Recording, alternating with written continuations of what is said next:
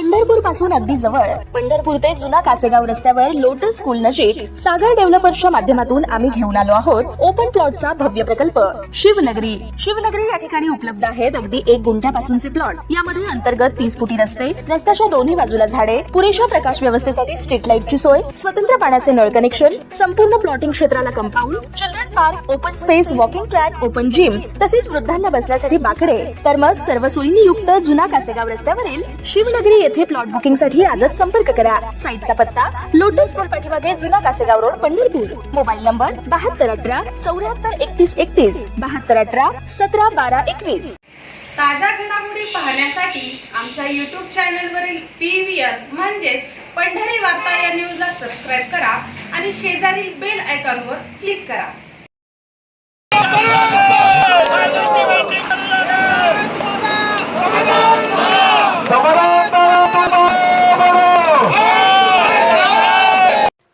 पोटनिवडणुकीमध्ये पंढरपूर मतदारसंघामधून समाधान अवताडे यांना निवडून द्या. महाविकास आघाडी सरकारचा करेक्ट कार्यक्रम करून मी मंगळवेढा उपसा सिंचन योजनेस मंजुरी देतो असा शब्द तत्कालीन विरोधी पक्षनेते तथा मुख्यमंत्री देवेंद्र फडणवीस यांनी मंगळवेढा येथील सभेत मंगळवेढेकरांना दिला होता.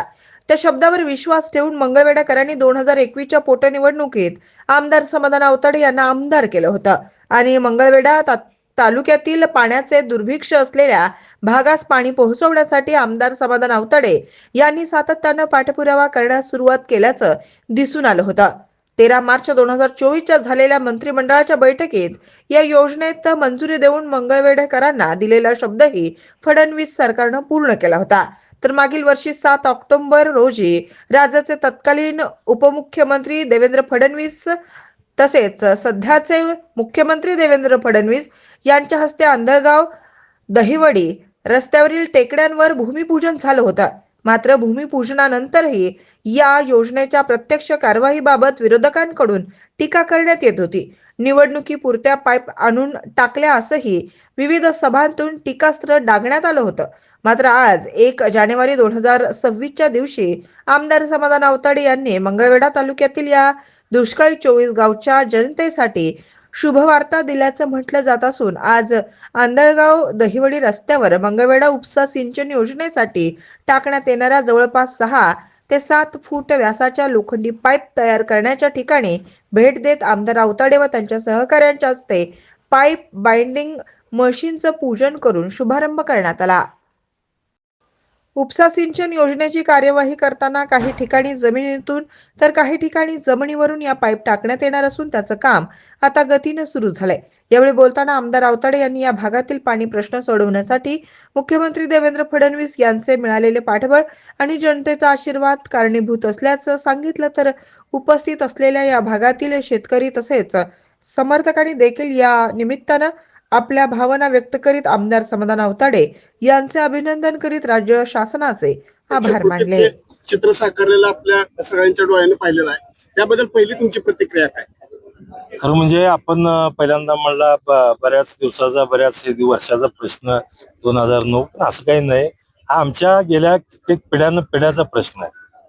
म्हणजे मी ज्या वेळेला लोकप्रतिनिधी म्हणून मला या जनतेने या ठिकाणी विधानसभेत पाठवलं त्यावेळेला सुद्धा मला वाटत होतं की बाबा हे आज आमच्या कपाळावरचा जो दुष्काळाचा कलंक आहे हा पुसला जाईल का, हा प्रश्न कायम भेडसावत होता.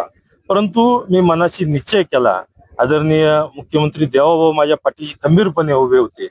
त्यामुळं या ठिकाणी जे मी विधान सभागृहामध्ये जी हाक दिली, देवाभावांना दिली, अख्ख्या सभागृहाला दिली की आम्ही दुष्काळात जरी जन्मलो असलो तरी आम्हाला दुष्काळात मरू देऊ नका, एवढी यातना या ठिकाणी त्या सभागृहात केल्यानंतर सभागृहात आदरणीय देवाभाऊंनी सुद्धा पॉझिटिव्ह उत्तर दिलं आणि पॉझिटिव्ह उत्तर दिल्यानंतर यामध्ये भयंकर अडचणी होत्या, भयंकर अडचणीचे डोंगर होते.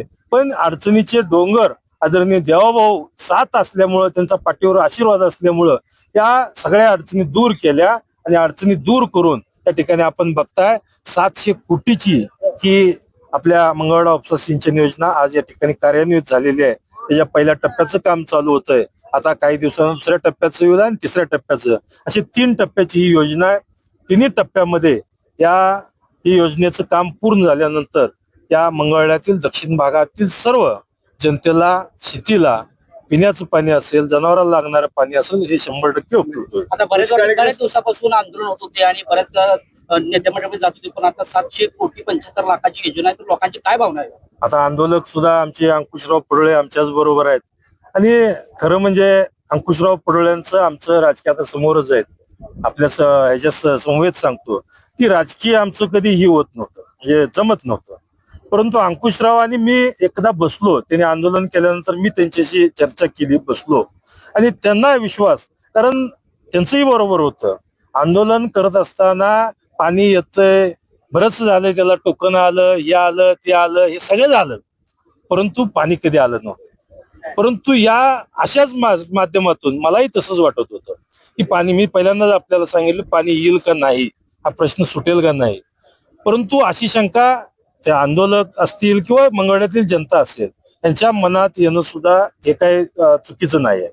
त्यांच्याही मनात असे प्रश्न होते, त्यामुळं आम्ही सांगून सुद्धा ते आंदोलन करायचे. पण ज्या वेळेला ह्या बैठका अंकुशरावांना आणि सर्व त्यांच्या बरोबर सहकार्य असणारे आंदोलक होते, या सगळ्यांना घेऊन गेल्यानंतर त्यावेळेला त्यांना विश्वास बसला आणि विश्वास बसल्यानंतर त्यांनी म्हणले आम्ही राजकारण करायचं कशासाठी, की आम्ही पाण्यासाठीच करणार आहे. आणि पाणीच जर येत असेल, आमचा प्रश्नच मिटत असेल, तर कायम आमचं काही पक्ष असू द्या, काही असू द्या, आम्ही तुमच्या बरोबर आणि तुमच्या विचाराबरोबर राहू. तेव्हापासून विकास कामासाठी आम्ही सर्वजण पक्षाच्या सगळ्या गोष्टी सोडून आम्ही सर्वजण एकत्रित येऊन त्या तालुक्याचा विकास, पाणी असेल, रस्ते असतील किंवा अन्य शैक्षणिक असतील, या सगळ्या गोष्टी सोडवण्याकरता आम्ही सर्वजण या ठिकाणी एकत्रित आहोत. विधानसभा निवडणुकीवेळी तुम्ही जो 3000 कोटी रुपयांचा निधी मागील कालावधीत मतदारसंघासाठी आणला होता, त्यावरून टीका होताना दिसून आली. 3000 कोटी नाही, 5000 कोटीचा त्याचा हिशोब सुद्धा त्या ठिकाणी मी दिलेला आहे. आणि अजून सुद्धा 5000 कोटीचा जर त्यांना हिशोब पाहिजे असेल तर त्यांना कुठेही हे त्याच्या जिथं पाहिजे तिथं त्या ठिकाणी आम्ही हिशोब द्यायला तयार आहे. दक्षिणेकडे, मंगळवेढ्याच्या दक्षिणेकडला भाग जो दुष्काळग्रस्त होता, तो दुष्काळग्रस्त भाग आज कुठेतरी सुट्याने अद्या तुमच्या कामाच्या ह्याच्यावर असलं असतं. आणि तुमच्या ह्या काळात एवढ्या मोठ्या योजनेला शुभारंभ होणं आणि ती योजना कार्यान्वित होणे, याबद्दल आपण या नात्यानं या ठिकाणी लोकांना काय सांगा? एक सांगतो, पाण्याच्या बाबतीत मंगळवेढा तालुका अत्यंत म्हणजे दुर्दैवानं मला सांगावं असं वाटतंय की ज्या ठिकाणी पाणी नाही त्या ठिकाणी कुठलं नियोजनाचा किंवा कुठला काही विषय येत नाही. पण ज्या ठिकाणी पाणी आहे त्या ठिकाणी तरी नियोजन झालं पाहिजे होतं. परंतु आतापर्यंत त्या ठिकाणचं जिथं पाणी आहे तिथं नियोजन नाही आणि जिथं पाणी नाही तिथं तर अडचणच आहे. अशी परिस्थिती या तालुक्याची होती. परंतु त्या ठिकाणी मी मला ज्या वेळेला जनतेने त्या ठिकाणी लोकप्रतिनिधी म्हणून पाठवलं, त्यानंतर या तालुक्याचा अभ्यास माझा होताच. आणि या तालुक्यामध्ये भीमा नदी काठला जवळजवळ 19 किलोमीटर मध्ये एकही बंधारा नाही. मग बंधाराच 19 किलोमीटर मध्ये नसल, पाणी किती जरी सुटलं, नदी काठला जरी शेती असली तर पाण्याची तिथं आपदा होत होती. उन्हाळ्यात लोकांना पाणी मिळत नव्हतं. तुम्ही नदी काठला सुद्धा बघून घ्या. पण त्या ठिकाणी आम्ही तामदर्डी बंधारा आणि वडापूरचा बंधारा, हे 2 बंधारे त्या ठिकाणी निर्माण करतोय. तामदर्डी बंधाऱ्याचं काम आता पूर्णत्वाकडे चालू आहे. वडापूर बंधाऱ्याचं सुद्धा काम पूर्ण होतंय. त्यामुळं तिथल्या लोकांना जिथं पाणी आहे त्याचं सुद्धा योग्य नियोजन करून उन्हाळ्यामध्ये सुद्धा त्या लोकांना कायम पिढ्यानं पिढ्या पाणी मिळणार आहे. भीमा नदीच्या काठच्या लोकांना सुद्धा ज्या ठिकाणी पाणी मिळत नव्हतं, एक वेळा तर अशी परिस्थिती होती की मान नदीमध्ये म्हणजे उजनीत पाणी नसल्यामुळं मान नदीमध्ये पाणीच येत नव्हतं.